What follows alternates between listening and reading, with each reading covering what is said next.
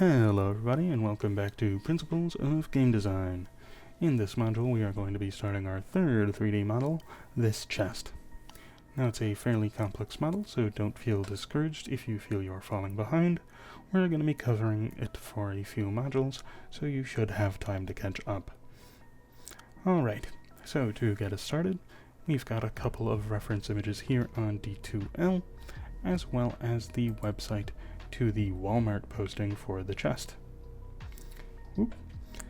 Now the wonderful thing about both the reference images and the Walmart posting is that we happen to be given dimensions for the chest size, 22 by 16 by 16, and in fact the measurements happen to be in centimeters, which means we don't have to do our 2.54 scale that we did with the chair. Once you've saved all of your reference images to your Maya source images folder inside of your project, we can hop over to Maya. And same thing we did with the chair project, we'll go to File and Set Project, and we'll make sure we're not in the C drive. Go to your personal project directory that we made a couple of weeks back. Once you've set your project, go into your split view, and unfortunately we don't have a good side reference, so we're just going to be adding images to our front perspective. So File, Image Plane, Import Image. I'm going to grab my front image, and I'm also going to be grabbing inside of my front view still my 3/4 reference, and also still in my front image, one more, I'm going to be grabbing my back reference. Alright, now I've got these three reference images. I'm going to make my cube with my dimensions on it. So we'll go ahead and hit my cube button. There's my cube. And we'll go ahead and plug in those dimensions. 22 by 16 by 16. This is my reference cube. Now we're going to go ahead and hit the D key, remember, so we can move our pivot point. Hold our V key so that we can snap it to vertices. Drag it down to the bottom of our cube. Hit W again to exit the pivot movement mode. And now hold the X key to move our cube back on top of our grid. Once we've done that, we can pop over to our side view, space, and go to our front view, space. And we want to move some of our image planes out of the way. Let's make sure we're focusing only on the true front reference image. We're going to hit our 4 view so that we can see through our cube. The big thick black line will let us know how big we're allowed to scale our reference image and move it so that it fits inside of the boundary cube. Now remember that our reference images are perspective, so they're not going to fit in the reference cube perfectly, but it is still better than nothing. And then we'll scale up our other two images, just so that we have them for reference. Great. Now we've gone and set that up, let's go back to our perspective view, and move our image planes out of the way. And now that we've done that, we can set up our layers. So select our boundary cube, go down to the layers panel, create a layer from selected, and put it in T, and name it bounds. Then select our image planes, make a layer from selected, name it reference, and put it in R mode. And now we're ready to start modeling, so let's go ahead and Ctrl S and name this chest. Alright, so first things first, let's get the body of the chest built. Now because of the octagon shape of the lid, I think that the best way to start this model is with a cylinder. So I'm going to go ahead and click cylinder, there it is.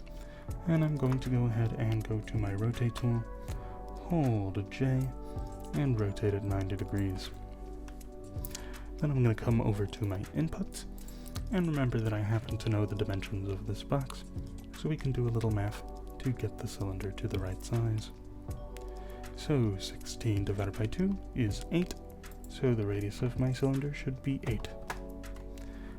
Then I happen to know that it's 22 centimeters long, so we can put a height of 22, and we can go ahead and move our cylinder into our box, and it'll fit just about perfectly.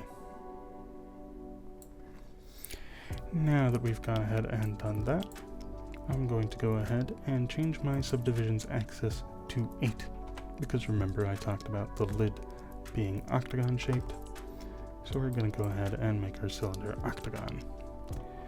And one last thing before we start using it, as a lid we're going to add in a subdivision in the caps. Now that we've done that, I want to rotate it so that it's flat on top. So another little bit of math. If you notice, our rotate y is currently 22.7. As a matter of fact, 90 divided by 4 is 22.5, which means that that is the perfect angle to get the flat on top. Now don't worry about the little bit of extra space we have on top and on the sides. That'll give us room for the metal pips. Now that our cylinder is situated, I'm going to go to Face Select, and I'm going to hold the Tab key. And what that's going to do is it's going to give me this little circle on my mouse, and it's going to let me paint a selection by clicking and dragging so that I can select a couple of faces. I want to select these faces on both of my cylinder sides, as well as these faces around the cylinder. Come on over to the back, select the same faces, and delete all of these. Now I have just the octagonal top, so what I'm going to do is I'm going to go to my edge select, double click one of these edges around this hole, and I'm going to hold the Shift key to put me in extrude mode, and I'm going to drag down. Then I'm going to hit the R key for scale, and I'm going to scale vertically, and what that's going to do is it's going to flatten out this ring of edges. One last thing, I'm going to hold W again, and hold the X key to snap that loop down to the grid. And now this is going to be the body of my chest. From here, what I'm going to do is I'm going to go to my side view, and I'm going to fix up this little V-shaped dip. So we're going to go to our side view.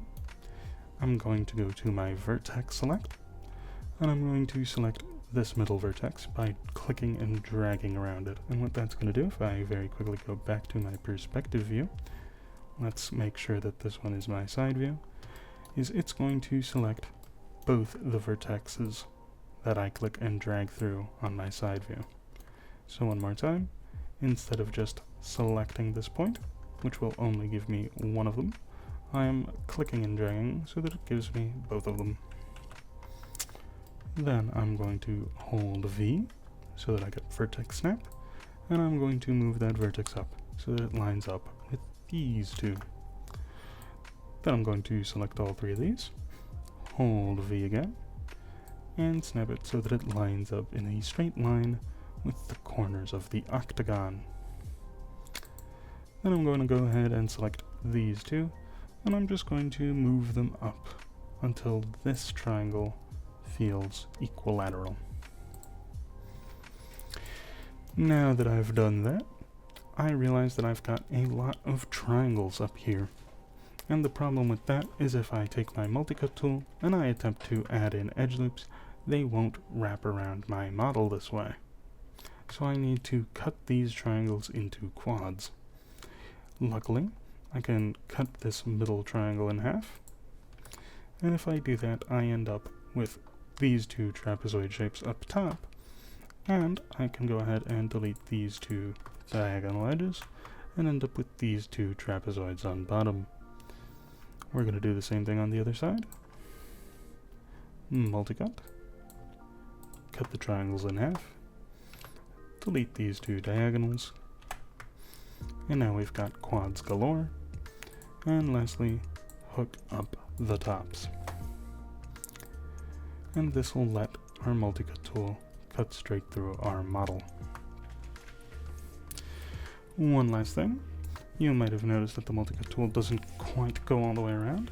That's because there's a massive hole underneath that we need to plug up. So double click this edge and bridge it. And then one more time with the multi-cut tool, we're going to patch up this end-gun.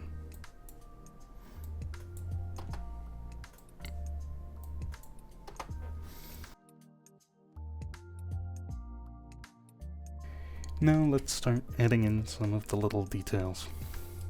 So if I zoom in on my reference images, the first detail that I notice is this little lip around the ring of my chest on which the pips sit.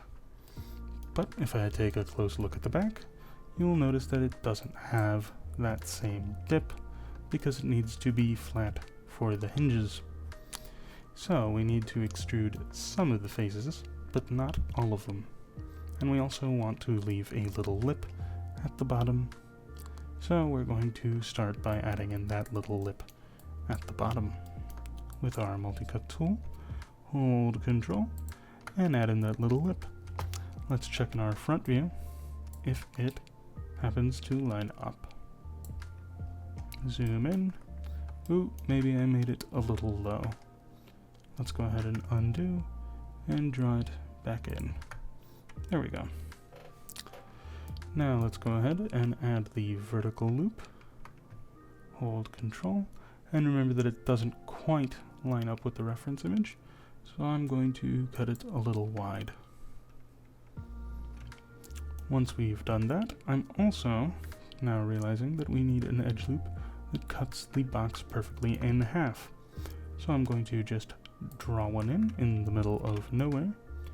Go to Edge Select, double click it, hold W, and X to grid snap it to the middle of the crate, of the chest rather. Now let's go ahead and select the faces that we want to push in. So it's going to be all of these, and let's make sure that it doesn't go below the diagonal line on the back. Doesn't look like it. So these are all of the faces we want to push in. Ctrl E, and we'll just eyeball it and push it in as deep as we'd like.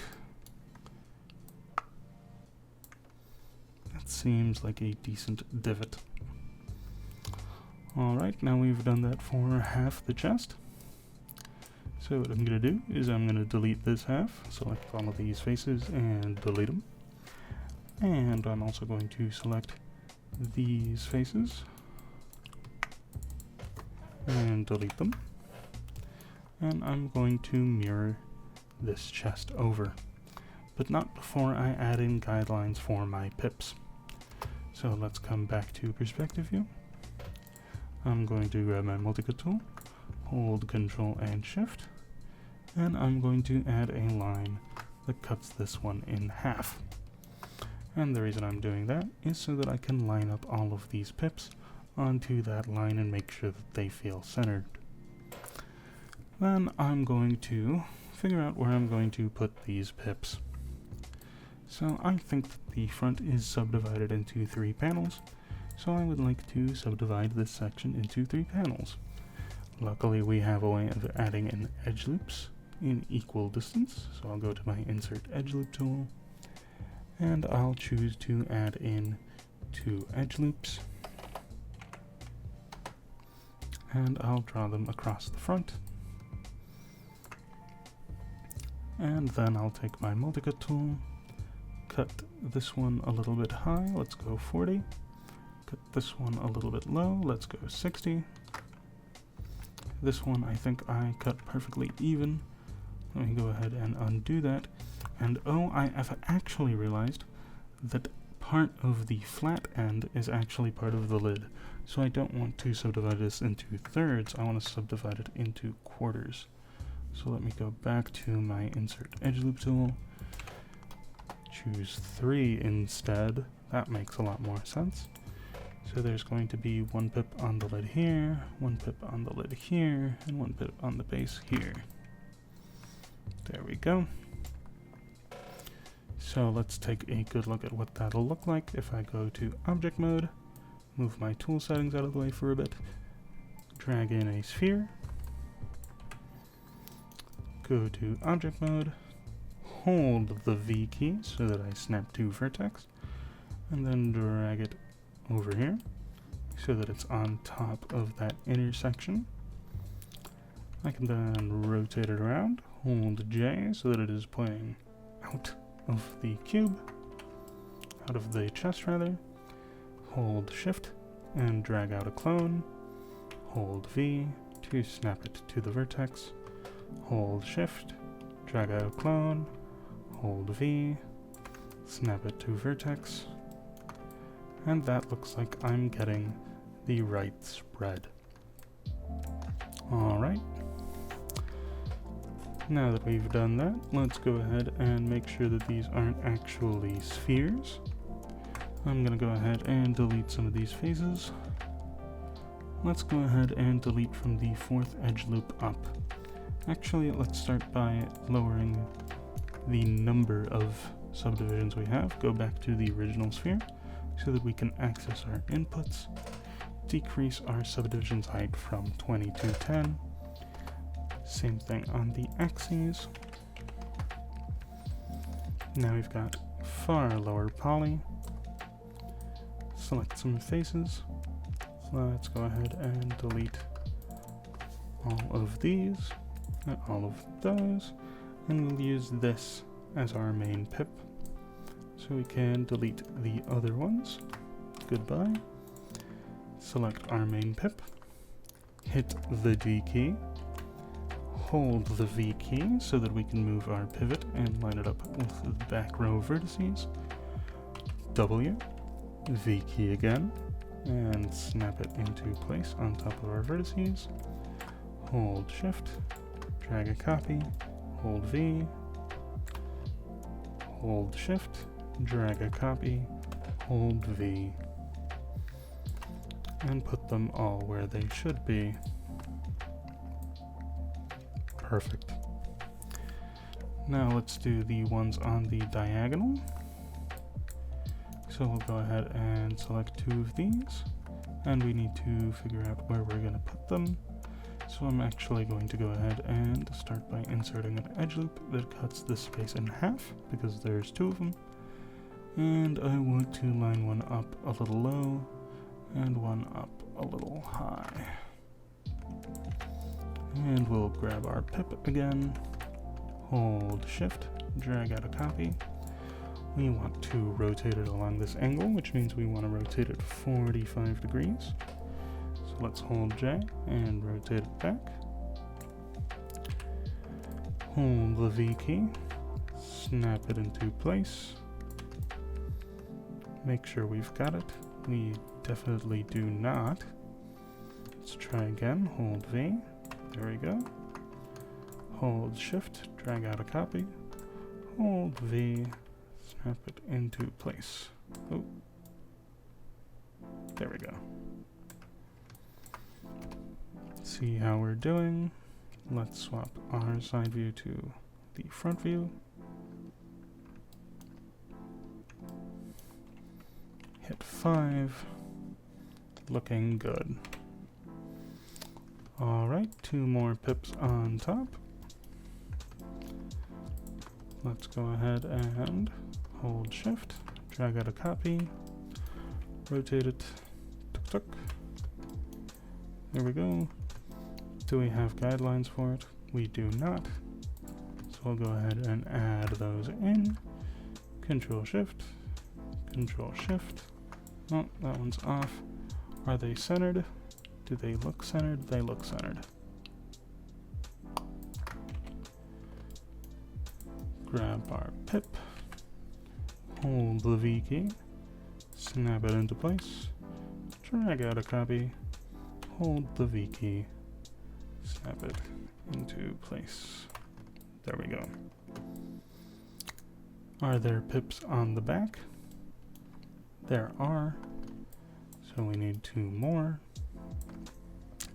Hold shift, drag out a copy, hold rotate at 45 degrees, hold the V key, snap it into place, drag out another copy, hold the V key, snap it into place. Good job. Now I have all of these shapes. These are my right-sided pips.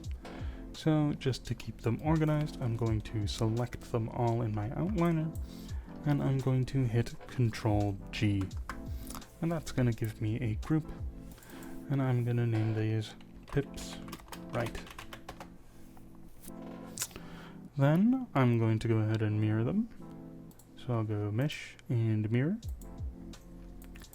And I have pips on the other side. But you'll notice that by default, if I click this happy little box, then in fact there is a checkmark for combine with original, which is why I do not have new objects for the left-sided pips. Instead they are all pairs. If I want them to be separate objects, I will undo my mirror. I will unclick this checkbox, and when I mirror them, they are now individual objects. And I can select all of these, Ctrl+G, and name these pips left. One other thing, you'll notice that now my pips right folder has a bunch of these groups inside, and each of these has the original objects and a transform. To get rid of all of that, we'll have to open up our groups, select everything, and delete by type history. And now all of the original spheres are still inside of their groups. So if we want to move them out of those groups, we'll have to hold shift, click all of them,